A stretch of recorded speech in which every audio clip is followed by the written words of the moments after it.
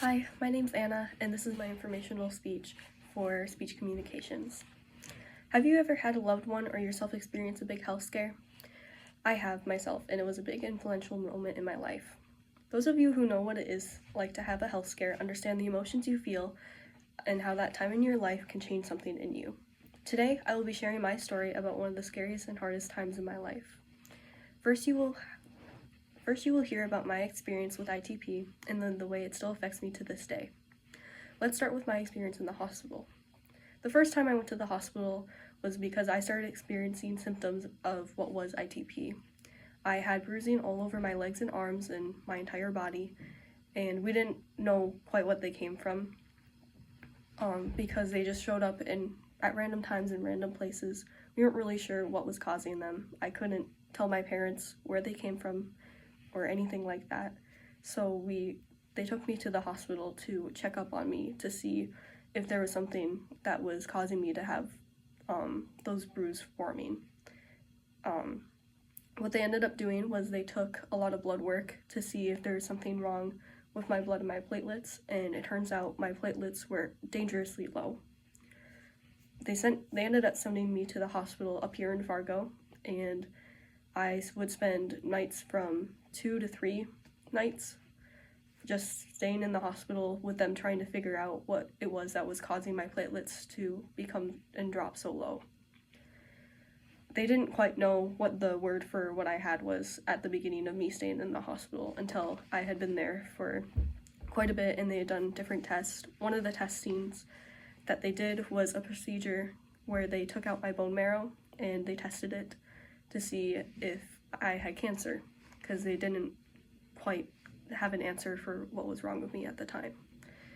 After a whole bunch of procedures and me being in the hospital in and out, they came up with what the answer was for what I had being ITP, which is idiopathic thrombocytopenic purpura, which is a very long word.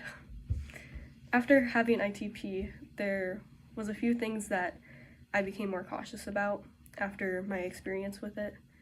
I had a case when I was in high school where I had bruising all over my legs and arms after I had gotten better from ITP. And one of the things that they had told me before I had left the hospital was that having ITP in the past didn't mean that I couldn't get it again. It's something that I could have in the future or I could never have experienced again, but knowing that and knowing what it was like to go through it was still something that was so scary that I was cautious about it. I've been cautious about it for the rest of my life. So things that I had to watch out for was the bruising.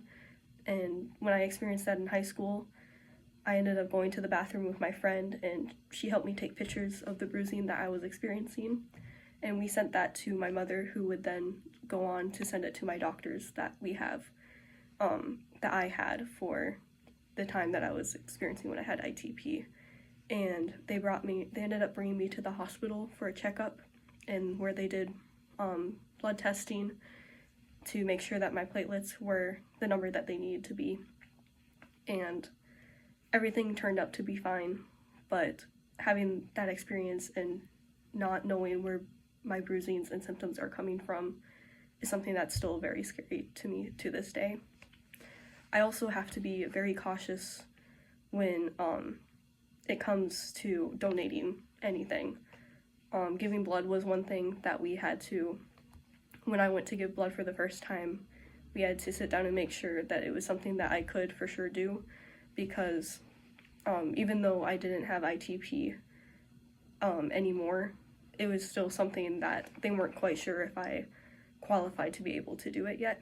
So I had to sit down with them for about 30 minutes to wait to see if I was actually able to donate. And then just recently I began to donate plasma, and that was something where I went in for my donation and I went in for the physical that they have where they ask me about my information, and I had to be put on a deferral list to wait to hear back to see if that was something that I would be able to do and if that it had been long enough from the time that I had ITP that it wouldn't affect my blood. In the end, I'm very lucky to be here, and the experience in the hospital and the effects that it's had on my life is something that I'm always going to carry with me. I'm glad to have shared the hardest and scariest time of my life with you. And if you or anyone that you know falls into a similar experience, know that yes, it is scary and tough, but the best thing that you can do is to push on through.